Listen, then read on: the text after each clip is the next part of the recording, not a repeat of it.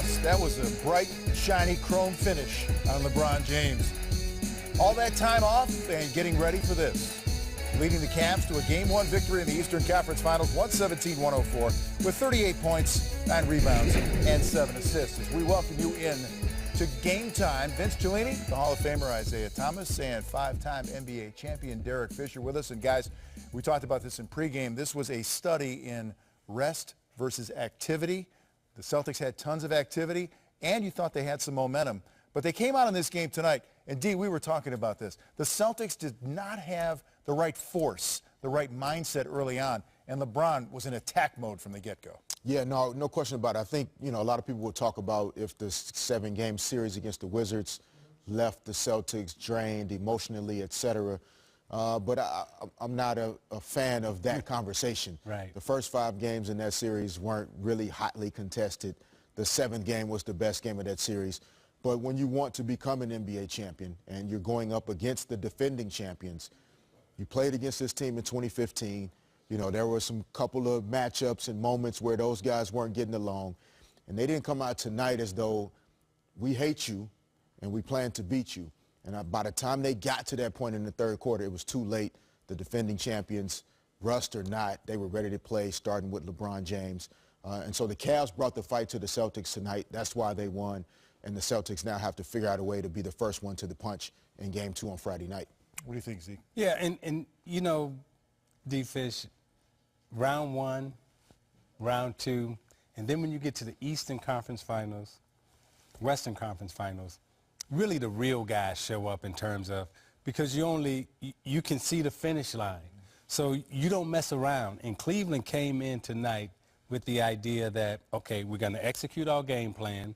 We've had 9 to 10 days to watch you play against Washington. Clearly they've studied, right? So every defensive, matchup that they wanted, they got. Their rotations in the first half was crisp. They was actually calling out Boston plays and saying, hey, you're supposed to be over here now, because they had done such a good job scouting and understanding who and what they were getting ready to play against. And, and we talked about it before pregame. What do you do with LeBron James? And he was so smart that first half, he got every switch he wanted. When he got the switch that he wanted, he took advantage of it, and he got layups. Well, Zeke, here's some video to illustrate exactly what you're talking about from LeBron James. Yeah, and as you can see, when D-Fish and I and you, we talked about, okay, what's going to happen? They got bigs guarding him out front. He's used to playing against guards, so he has the foot speed to go around the bigs. What he also has is he also has an understanding of how to get the switches that he wants. He understands their defensive schemes, so now he constantly got Olynyk and he got Horford on mismatches early on in that first quarter, and he never settled for jump shots. And he said, man, y'all still gonna keep letting me do it this way? All right, well, here we go. I'm going left, right to the basket. No, I'm going right this time. So when he goes at the bigs, they don't have the foot speed to play against a guy that size, and they're always giving him space, so he's coming downhill on the big guys. And as you can see, every time that he wanted a basket, he would run a little pick, he'd get the right switch on him, and once he got the right switch on him, then it was lights out. And the Celtics, when they look at the tape from tonight, they'll see on all of those clips, the guys behind the big guarding the basketball, behind Horford, behind Olynyk. We know the Cavaliers are a really good three-point shooting team, but everybody was moving away from the basketball on the weak side. Yeah. You still have to make the paint look crowded, even if mentally you're going to get back to that three-point shooter. You physically have to make that paint look a little smaller. LeBron shouldn't be able to get downhill as easily as he did, even with the good three-point shooting around him. So look for the Celtics to be a little bit more contained in their weak side defense, still making the multiple efforts to close out and run guys. That was your demonstration, right? That's what you demonstrated, how those guys would be feeling in the corner. Do they hug up? Do they come? And as we can see, they hugged, and LeBron got layups. He makes you pay. And they still got 31 three-point attempts as a team, even though LeBron and the rest of the guys were able to get into the lane. So they make you pay for those mistakes, but you have to be willing to take that risk in order to get the reward. You have to take the risk defensively that I'm going to be in to support my teammate. I'm not going to leave my big on the island defensively by himself. So I have to make the multiple efforts to be in, ready to help, and still make the effort and put out the energy to run that three-point shooter off the line, and everybody has to scramble. You're not worried about fatigue, fouls, any of that. Just go and play hard, exhaust all the energy you have. Right on point. And on the other side of the floor, defensively, they took away the 1-2 punch of the Boston Celtics in this game. Whereas Isaiah Thomas and Al Horford, they're combined 11 for 30 in this one. But, Derek, I thought you made a good point as well. It wasn't like Boston didn't have some open looks early on in this game. They weren't getting shots to fall. And then all of a sudden, you get a little discouraged.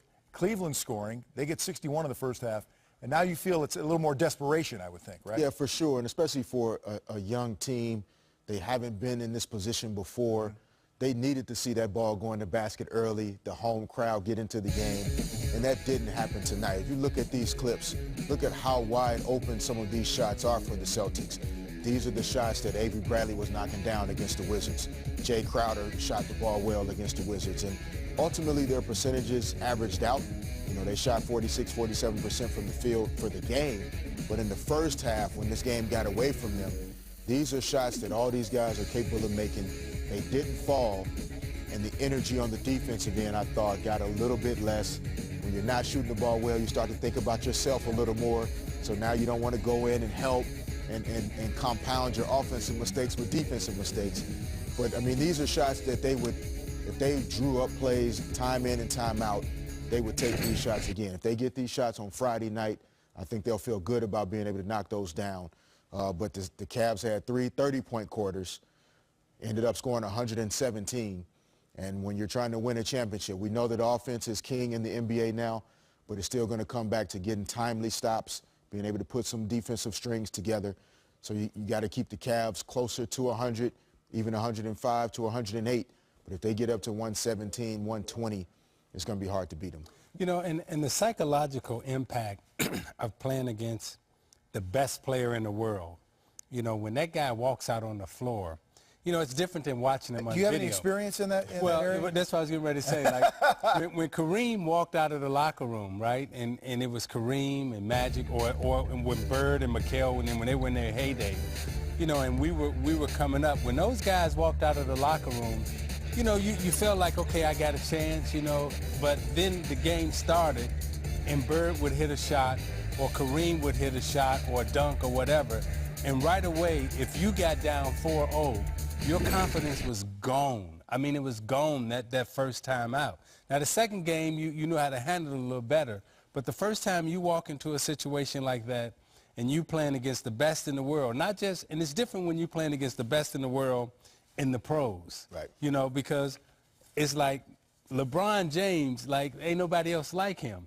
Now, there's some other pros that you okay playing against. Yes. But when that guy gets it going, it's a different type of demoralizing feeling that he's able to put on you psychologically. Yeah, for sure about that. I was fortunate enough to be on the same team with the guys that were always those guys. Yeah, with Shaq and Kobe. Yeah. And so you know what I'm talking about. When you're on those guys' teams and they walk onto the court, not only are they walking out there knowing they're the best in the world, they're letting everybody else on the other team know that, but then there's also a confidence as their teammate that gives you that I got the best guys on the block.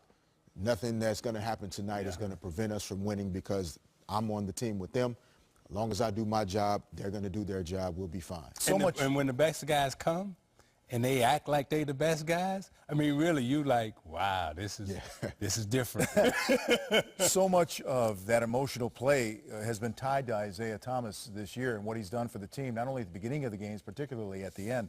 But, Isaiah, when you come out and LeBron has 15 in the first, and I'm not saying Isaiah Thomas is equal to LeBron James, but he's home, and Isaiah Thomas is 1 for 4 and has 2 points.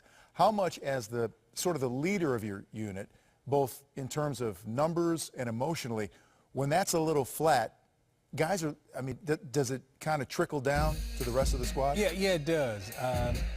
And when you're the leader and you're a small guy, and I've experienced this a lot, right?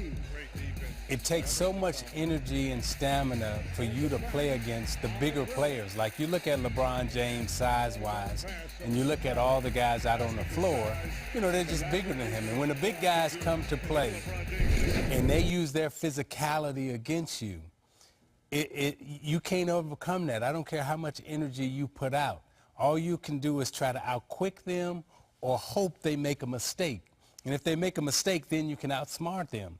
But if they, like LeBron James was tonight, and they're bringing the intellect to the game, they're bringing the physicality to the game, and in sports, I don't care what sport it is, when that guy is bigger than you and he's faster than you, 9 times out of 10, that guy wins. Right. And for the smaller guy, the only way we can beat a bigger guy in sports competition is when that bigger guy makes a mistake or intellectually we're just smarter than him. But if he's smarter, if he's just as smart and he uses his physicality, that small guy's going to lose. And that's what happened tonight with LeBron James. 117-104, you see the final numbers. We are awaiting the news conferences at TD Garden, and as soon as the players or the coaches come out, we will pass that along to you. I think it's worth mentioning here that while the Celtics had their best quarter in that third quarter with 36, so did Kevin Love. Kevin Love made sure that the Cavs came out in that second half and did not take their foot off the gas. He had 5 threes in the third and 18 points and continually answered back at what Boston was doing. I wanted to mention that because you said, you know, the defenders, they have to come and help LeBron. And we talked about, okay, when they do, LeBron will make them pay. Well, that's what happened. Kevin Love's guy said, okay, I got to help a little bit. And every time Horford or one of those guys helped a little bit, LeBron James was throwing that rifle pass cross court to Kevin Love, or he was finding them down low, posted up. Yeah, I thought the Cavs got everything that they wanted tonight.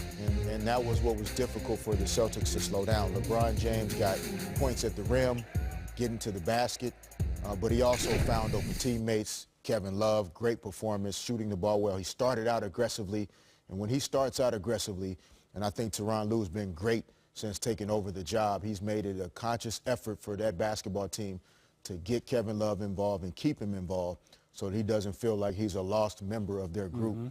And he's rewarded them with timely performances like this one, what he had tonight.